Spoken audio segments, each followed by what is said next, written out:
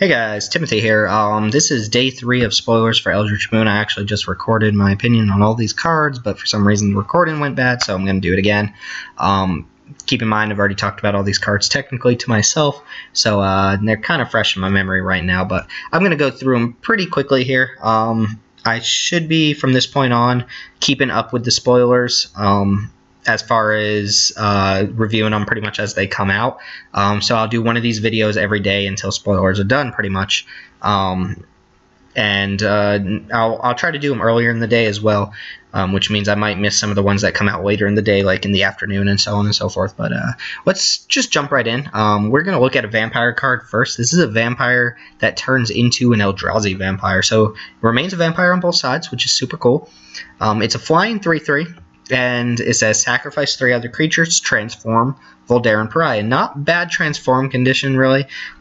This means you can do it at instant speed, but sacrificing 3 creatures is a huge, huge deal, so you better be getting your money's worth on the backside. Keep in mind the madness cost here is triple black, which maybe in standard that's a thing, but I don't think this card's pushed enough to the point of standard playable. In limited, that's a real threat, but triple black is also a little harder in limited, so I don't know, take what you will out of that. So the madness is there, but it's just like a neat little plus that comes up every now and then. I wouldn't expect to ever, this is never going to be madness on like turn 3 or 4 or anything. So again, madness is just there for value if you can do it. Triple black is pretty steep, but anyway, remember, sacrifice 3 creatures to transform this. Become a 6/5 flyer, abolisher of bloodlines. So a 6/5 flyer is huge, in case you never played a game of Limited. And when this transforms into Abolisher of Bloodlines, target opponent sacrifices 3 creatures. So essentially, you're 3 for 3 in your opponent. Sack 3 of your things, they sack 3 of their things. Could be really good in Limited, could be absolutely pretty bad. You first off have to have a total of 4 creatures, including this one, plus 3 other creatures in order to transform it in the first place. So don't expect to have that ability. Plus, keep in mind, this is a lot like, this reminds me a lot of Westvale Abbey in Limited. Some people see Westvale Abbey and they're like, oh, how can I possibly lose? But sacrificing a bunch of your creatures is a real cost unless you're sacrificing tokens. So I wouldn't just go all in on something like this. I don't think this card is what Standard needs for vampires. And it's actually just pretty bad matchup for a lot of decks in Standard right now, including like decks with Secure the Waste or decks with only like one creature to win. Sacrificing 3 of your creatures to kill one of your opponents is not a pretty good bet. Especially not in a vampire deck. Like the deck you would play this in, you probably want all your creatures, to be honest. So I'm not seeing it in Standard, but 6/5 flyer is big enough in Limited that I would definitely play this card most of the times I have it. And if you ever madness it out, well, happy birthday. Like, you just hit the jackpot. Moving on. A lot of werewolf support today. First of them is an uncommon. This is Smoldering Werewolf. It's 2 generic and 2 red, so 4 mana 3/2. When it enters the battlefield, it deals 1 damage to each of up to 2 target creatures. So you get to ping up to 2 creatures, which is pretty nice. Dual shot on a stick.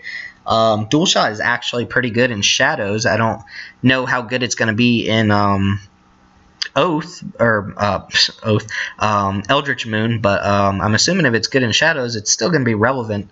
It kills devil tokens. I'm sure we'll get at least some devil token producing card in this set. Mark my words on that. We're getting a devil token producing card in this set. I don't know what it'll be, but I'm pretty sure it's going to happen. At common too. Anyway, 4 mana 3/2, but coming down, and if this ever kills at least 1 creature, it seems like a good deal. The transform trigger is actually just paying mana, 6 mana to transform Smoldering Werewolf, and you'll see with the next couple werewolves that they don't flip with the spell casting, non-spell casting triggers anymore. They're just pay X amount of mana and transform it. So you could potentially do this the same turn you played if you have a lot of mana. But you don't have to play the whole like, oh, is my opponent going to cast a spell game or anything like that, which I like that. I like that there's a different kind of a stipulation on how you can transform your werewolves in this set. But anyway, let's look at the flip side. Erupting Dread Wolf is an Eldrazi werewolf. It's a 6/4, and whenever it attacks, it deals 2 damage to target creature or player, so it just gets to shock somebody every time it attacks, which is pretty good. You are paying a total of 10 mana for this thing, and it does have 4 toughness, so it's probably going to die, but it does get to just ping off creatures. This is especially good against people who like to just board board in a bunch of Death Touch guys, and there's at least 1 or 2 Death Touch guys that are 1 or 2 drops between the 2 sets. So this can get those things out of the way, trade with relevant creatures. My problem here is that if you're not shocking, like if they just have like a 4/4 for 5 or something like that, then that's going to trade with this, and you're probably trading down on a lot of mana. But you at least get a little bit of value off of the different triggers here. The ETB trigger that can kill something is nice, and the attack trigger you at least get 2 damage in, and probably trade with a relevant creature. So I'm not super impressed with this card, but it is strong enough, and it does enough different things, and it's pretty easy to flip. Just get to 6 mana. But the 4 toughness is really what scares me here. I'm not saying it's bad. It's definitely good. It's an uncommon for a reason. I wouldn't want to see that at common, but I don't know. This guy, on the other hand, I think this guy's deceptively powerful. I don't know if people are talking about it or not, but this seems like a incredible common. Vilden Pack Outcast is a 5 mana 4/4 trample, 5 mana 4/4 whatever. Sure, trample is just upside on creatures, so might as well have trample. The first ability there is pay red, and it gets +1/-1 until end of turn. So kind of that water courser type effect where you pump its power or lower its stats. So there's a limit on how many times you can do it. That limit is 3, by the way. This can become a 7/1 in certain circumstances, and it has trample, so this can really push in a game. Lots of damage off this thing. 7 mana to flip it. 7 is pretty high. You're getting to the point where it needs to be really good to pay 7 mana. But the flip side of this guy is ridiculous in my point of view. Drone Pack Kindred is a 5/7 trampler. 7 toughness is a lot of toughness, especially given that we haven't really seen that many cards that just get past 7 toughness card. But this guy's freaking fire breathing on the other side too. 5/7 with fire breathing and trample is pretty strong. So imagine that you flip this guy. That means you just paid 7 mana, so you've got to have 7 mana available to you, right? And then you can dump 7 mana into this, give it +7/+0. That becomes a 12/7 trampler until end of turn. This is nuts. Like, for a common, this is easily uncommon level power on a card, if you can ever get it to the other side. It's fine on its front side. It's perfectly fine, but it becomes an absolute house on the back side. Type of card you would totally dump all your mana in, and your opponent just like has to chump block because it has 7 toughness, and then you're just going to deal a billion damage to him anyway. This card seems really strong for a common. So I don't sleep on this card. It's pretty good. Maybe I'm wrong. I don't know, but I'm looking at it and I don't think I'm wrong. I think it's strong. But let's look at our early game for werewolves. Kessig Prowler.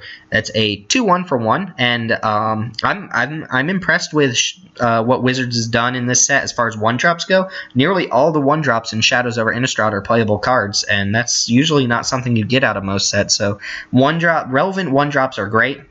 A 1-drop that turns into a real threat later in the game is even better. So you get a 1 mana 2/1, strong for a green deck. Green could use the extra power early on. And then for 5 mana, you transform him into Sinuous Predator, which is a 4/4 that can't be blocked by more than 1 creature. So essentially a Charging Rhino. Charging Rhino is annoying for some decks to deal with, by the way, if you've never played against the card. Not like super powerful on the backside, but strong enough off your 1 mana creature that it makes it a relevant early and late game threat. It doesn't trample or anything on the backside, which is probably something it's missing, but 4 power, 4 toughness is really strong off of your 1 mana creature. Very similar to Quilled Wolf, not quite as strong in the late game. Also just not a huge mana sink in the late game. You flip it once, you've got a 4/4, whereas Quilled Wolf you need to constantly keep the 6 mana up. But very similar design in the cards. Relevant early game, relevant late game. Pretty strong, deserves to be an uncommon. Definitely not rare quality, but you would draft a lot of these in a green deck. Pretty much anytime you saw them, if you know you're playing werewolves or you know you're playing a green beat deck, that's kind of the card you're looking for. Alright, this freaking thing, Elder Deep Fiend. This has my pick, by the way, for today as a card that will definitely see standard play. I do not see this card just sitting on the sidelines. So I would imagine probably a $5+ tag on this thing because it's absurd. Anyway, Elder Deep Fiend is 8 mana, Eldrazi Octopus. Ooh, Octopus 8, right? I see what they did there. Anyway, it's a 5/6 with Flash, which is stupid, by the way. Just give this thing Flash. Why not? And it has Emerge 7, 2 blue and 5. And remember that Emerge means that instead of casting this for 8, you can cast it for its Emerge cost by sacrificing a creature. And then the Emerge cost is actually reduced by the creature's converted mana cost. And I'll get to that in a second because that makes this card insane. But anyway, when you cast this bad boy, you tap up to 4 target permanents. So just big body, has Flash, instant speed creature, tap 4 permanents. Absolutely friggin' ridiculous. Alternative casting cost. Okay, come on. Alternative casting cost, really, on this guy? But anyway, this is like the best case scenario, but it's actually a very doable scenario. Cast a creature on turn 3 for 3 mana. Just like, I don't know, any 3 mana creature on turn 3. And then on turn 4, you can emerge this guy. You can emerge this guy on turn 4. You sacrifice the 3 mana creature. It reduces the emerge cost by 3. That makes it 2 and 2 blue, so 4 mana total on turn 4. And you can even do this on your opponent's upkeep before they draw and just tap down 4 of their lands so they can't do anything that turn. And then you're the dude with the 5/6 Flash guy, and yeah, all it does is ask you to play other blue creatures or creatures in general. This seems really, really strong. This is potentially 2 mana 5/6 Flash that time walks your opponent. That's like best case scenario, and you have to warn against people always looking at the best case scenario. But even like the worst case scenario, like sacrificing a 2-drop that's not relevant anymore makes this a 5 mana 5/6 Flash. Like, I don't know. I really like Emerge. I think it's super powerful, and the fact that this guy has Flash just really pushes it over the top. This is a very, very strong card. I would not sleep on this either. I think it's gonna definitely see standard play, and if you ever have the chance to play it in limited, freaking play it. It's ridiculous. Alright, Soul Separator has my vote for the coolest flavor of this set so far. This is a really neat card. I don't think it's actually that good, but it's a 3 mana artifact, and it doesn't do anything right away, but you pay 5 mana and sack it, so you're paying 8 mana total. That's a lot. So 8 mana, tap it, sack it, and exile target creature from your graveyard. Has to be from your graveyard. And then you get 2 tokens here. The first token is a spirit, a 1/1 flying spirit that is a copy of the creature you exiled. So essentially you're getting the creature from your graveyard, but it's a 1/1 flying spirit in addition to its other types. So if you exile like a 10/10, you're just going to get that 1/1 spirit. But it's a copy, so it has all the abilities of the card that you exiled, and it has its name and mana cost and so on and so forth. Very weird effect, but there's more. You also get a black zombie creature token with power equal to that card's power and toughness equal to toughness. So first off, the flavor on this card is absolutely amazing. You're separating the soul and the body. You have the spirit there with the soul, and you have the body as the zombie, just a spiritless husk. Absolutely amazing flavor on this card. And it doesn't actually seem that bad either. You're getting some big zombie, just a big dumb attacker or blocker, and you're also getting the spirit token with some abilities.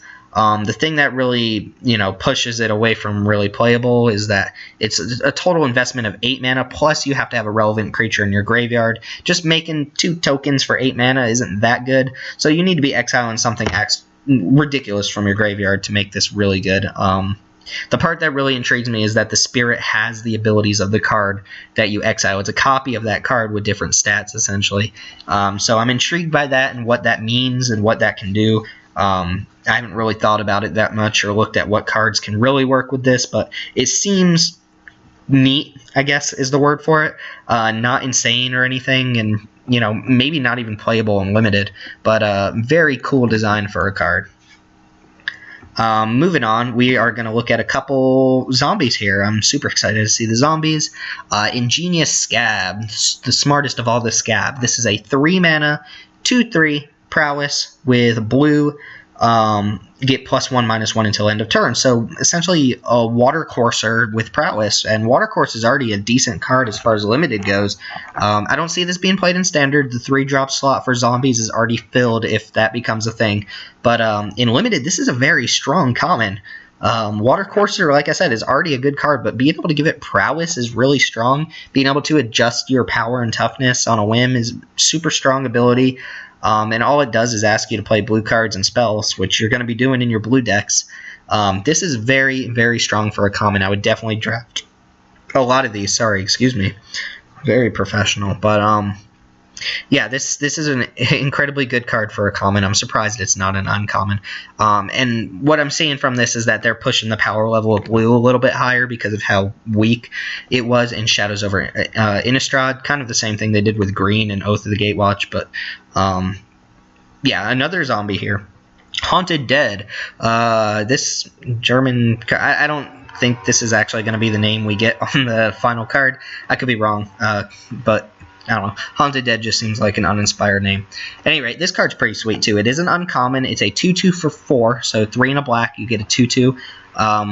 When it enters the battlefield, you get a 1/1 Spirit with flying in play, so you're getting 3 power and toughness for 4 mana. We've seen this type of card. It usually costs around 3 mana with, like, Eldrazi Sky Spawner or Ghirapur Crafter or Sandstep Outcast. Like, there have been a lot of them in the last couple blocks where it's a pretty...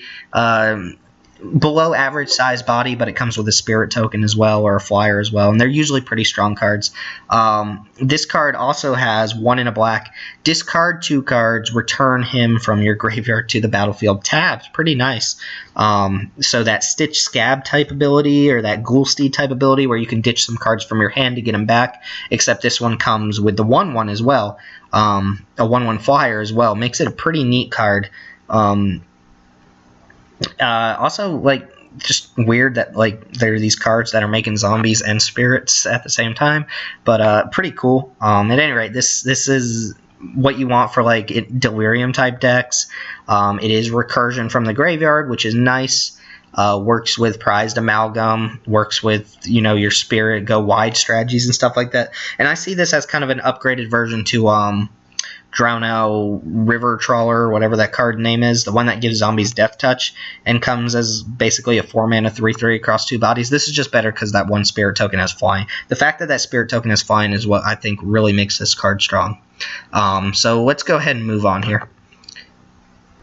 Alright, next card here, Gisa and Giraffe. Super excited for me. I have a zombie EDH deck, so this is exactly what I want to see. But, 2, a blue and a black, so 4 mana for a 4/4 legendary creature. It's a human wizard. Remember, wizard works with that Delver of Secrets card. But anyway, when she or he or they enter the battlefield, put the top 4 cards of your library into your graveyard. So self-mill is what zombies need, and mill 4 is pretty decent. During each of your turns, you may cast a zombie creature card from your graveyard. That is an incredible effect. That is very strong. You do still have to pay the mana for the card. It doesn't say without paying its mana cost, so you do still have to cast the card from your graveyard, paying mana for it. But if we get enough cheap creatures to do this, enough cheap zombies to do this, this could definitely push zombies into a high-tier deck. I've still got my fingers crossed for a 1-drop zombie, and don't say Shambling Goblin because I don't want to hear it. Shambling Goblin's not a thing.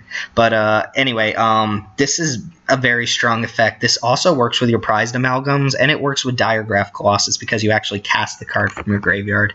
So if you can get, like, you know, a Relentless Dead in the graveyard, you can then cast it from your graveyard for 2 mana, trigger all your amalgams. Remember that you milled yourself, so there's a good chance that you have these cards in your graveyard already. Giraffe's Masterpiece is an incredibly strong card that's not really seen any play at all. And I feel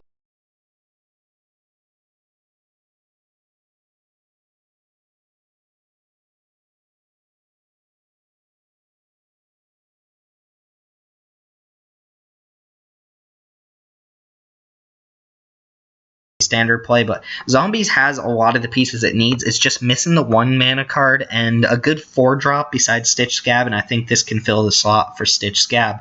I think this card is very, very strong, and again, I'm holding out for that 1 mana zombie. At least give us a Diregraph Ghoul, like, just give us something that can get us started, something that we can cast very cheaply, and I'll be happy, and I'll shut my mouth about it. I probably said it every video, but Gisa and Giraffe, super cool, super awkward name, like Mina and Den and all those cards, but what are you gonna do?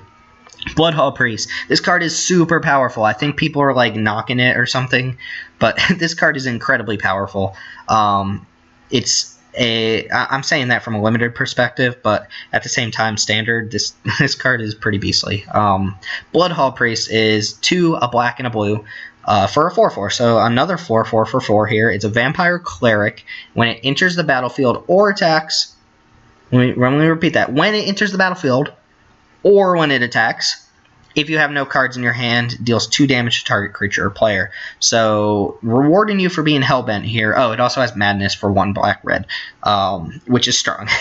In case you've never played a 3-mana 4/4 that shocks something, that's very powerful. And then it gets the shock again when it attacks. It does ask you to empty your hand, though, but Vampires is already doing that, or it should be doing that with cards like Lightning Axe and Heir of Falcon Wrath and so on and so forth.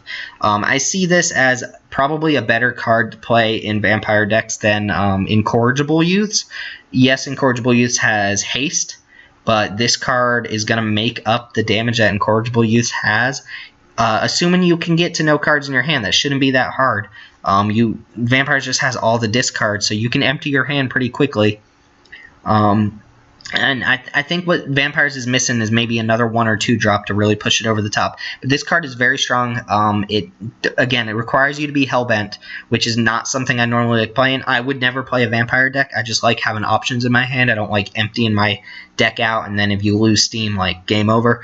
But this card is very, very powerful. It works nicely with Asylum Visitor, too. Asylum Visitor also asks you to keep your hand empty and rewards you for it by drawing you extra cards. So this works nicely with that card, and the Madness cost is very fair on it. 3 mana for a 4/4 that can potentially shock something and then repeatedly shock things every time it attacks. It's very, very strong. Not going to save the deck from losing to Languish. Languish is still around until September, but I think once Languish disappears, it'll be another story for a lot of these decks. But yeah, this card is very strong. In Limited, this card is a boss, so draft it, play it. Play red-black Vampires. Don't let anybody tell you anything else. Moving on, more Spells Matter cards for blue. Curious Homunculus. This is a 2-mana 1/1. Tap to add colorless to your mana pool. Spend this mana only to cast an instant or sorcery spell. Not a mana dork, not really, unless you're playing like an all-spells deck, but there's a lot of prowess going around, so we've seen cards that care about instants or sorceries already, so that seems to be a big theme of blue here. At any rate, at the beginning of your upkeep, if there are 3 or more instants or sorceries in your graveyard, transform Curious Homunculus into Voracious Reader. He's just curious and then he wants to read a lot. Eldrazi Homunculus, because why the hell not? We already have Octopi and Anglerfish and whatever. Why not make a Eldrazi Homunculus? I feel like designers were like, hey, we're transforming normal creatures into Eldrazi. Let's just choose all the weird creatures and make Eldrazi versions. This is a strong card. It has prowess. It's a 3/4 prowess, and it makes your instants and sorceries cost 1 less to cast. So nice little cost reduction spell. Not, that second ability is just basically gravy, and you'll take it. If you're in a Spells Matters deck, it becomes that much better, which it looks like blue has a lot of Spells Matter cards. The front side is okay. It lets you cast certain instants or sorceries a turn earlier. It's kind of like an Elvish Mystic that only works on instants or sorceries. Also only produces colorless mana, so, not going to let you do super crazy things. But 3/4 prowess is a strong card, especially when you can chain off a bunch of instants or sorceries pretty cheaply. I like this card. I think it's strong. You're initially investing 2 mana into a card that's eventually going to become a great beater with a discount on other cards. You'll probably make your 2 mana back, make it back through its second ability, and it's not that hard to flip. Just getting instants or sorceries in your graveyard is not hard. If you're playing a card like this, you probably have a bunch of instants or sorceries already in your graveyard. So I don't know, maybe this will be played in those blue prison decks or something like that, but I think this card's strong. From a limited perspective, it's definitely a strong card. Standard, we'll have to wait and see how much the Spells Matter decks really matter. Alright, last card. No, there's one more card after this, actually. Graft Stapler. What a dumb name for an equipment. Again, I think this is like a direct translation from Russian or whatever language this is. But but I have money on Graph Stapler not being the actual English card of this name, because that is a dumb name. But anyway, 1 mana to cast this equipment, 2 mana to equip, super efficient, 3 mana total to get it down and go in, which is a lot less than a lot of equipment asks you. The equipped creature gets +3/+3. That is a huge boost off of an initial investment of 3 mana. Better than most auras that would give you +3/+3. When the equipped creature attacks, it doesn't untap during its controller's next untap step. So essentially you're giving a creature a big boost, but it can only really attack every other turn. That's kind of the trade-off here. And when Graph Stapler becomes unequipped from a creature, sacrifice it. I'm assuming that means sacrifice the creature, not the equipment. So that clause, I feel like it's there to stop you from just, attacking with a creature. It gets frozen for a turn, and then you move the equipment to another creature, and you do the same over and over, and you just keep beating down. You can do that, but you're going to lose the creatures you keep equipping them to. I read this as whenever you move the equipment from the equipped creature to another creature, the one you previously had equipped becomes sacrificed, and you get rid of it. Which, if you're in a token strategy or something like that, and you just need to keep buffing up one of your tokens or something like that, or you get a token every turn with something like called a Bloodline, you can keep moving this to the next token, but you're going to keep losing the creature that you previously had equipped. This is a strong boost, even just equipping this and being able to attack with something that's maybe unblockable or flying spirit token or something like that every other turn is very strong. Reminds me of Slayer's play as far as like pushed equipment goes. I like what Wizards is doing in this set with equipment and auras as far as making them more playable by giving them more relevant boosts. And as long as this card is not called Graph Stapler when it comes out in packs, I'm super excited to play with this. It is a rare. I should have mentioned that from the beginning, but it is a rare card. So don't expect to play it all the time, but it's strong for an equipment. I don't normally play equipment. I'm usually adverse to playing them, but I would definitely play that card. Last one here, the most exciting card I've ever seen in my life.